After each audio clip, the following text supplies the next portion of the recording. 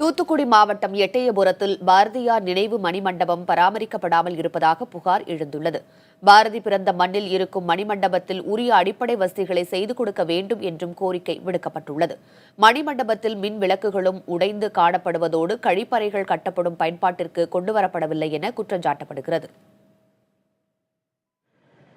தூத்துக்குடி மாவட்டத்தில் பாரதியார் பிறந்த எட்டயபுரத்தில் அவரது நினைவாக மணிமண்டபம் கட்டப்பட்டுள்ளது.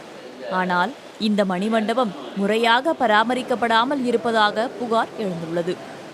ஓடி விளையாடு பாப்பா என்று பாடிய பாரதியின் நினைவு மண்டபத்தில் இருக்கும் பூங்காவில் விளையாட்டு சாதனங்கள் உடைந்து காணப்படுவது வேதனை அளிப்பதாக இப்பகுதி மக்கள் தெரிவிக்கின்றனர். ஓடி விளையாடு பாப்பா, நீ ஓய்ந்திருக்கலாகாது பாப்பா என்று பாரதி இளைய தலைமுறையான குழந்தைகளுக்காக விரும்பி பாடியிருக்காரு. அந்த பாட்டினுடைய அர்த்தத்தை செயல்படுத்துவதற்காக இங்கே விளையாட்டு அரங்கங்கள் கட்டியிருக்காங்க. அந்த விளையாட்டு அரங்குகள் ஒரு நல்ல முறையில் பராமரிக்கப்படணும். அவங்களுக்கு வேண்ட குழந்தைகளுக்கு தண்ணீர் வசதி செய்து கொடுக்கணும். மணிமண்டபத்தில் மின் விளக்குகளும் உடைந்து காணப்படுவதோடு கழிப்பறைகள் கட்டப்பட்டும் பயன்பாட்டிற்கு கொண்டுவரப்படவில்லை என்று குற்றம் சாட்டப்படுகிறது. இதனால் இங்கு வரும் சுற்றுலா பயணிகள் சிரமத்திற்குள்ளாவதாக மக்கள் கவலை தெரிவிக்கின்றனர்.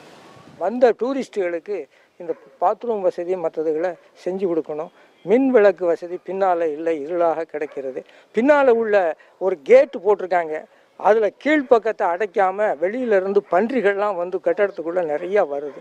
அதை அடைச்சி அந்த கேட்டை போடாமலே உயரமாக 1 அடி 1.5 அடி இடம் விட்டு போட்டுட்டாங்க. அது வழியே பன்றிகள் வருது. இந்த மாதிரி குறைபாடுகள்லாம் இந்த கட்டடத்தில் இப்போ இருக்குது.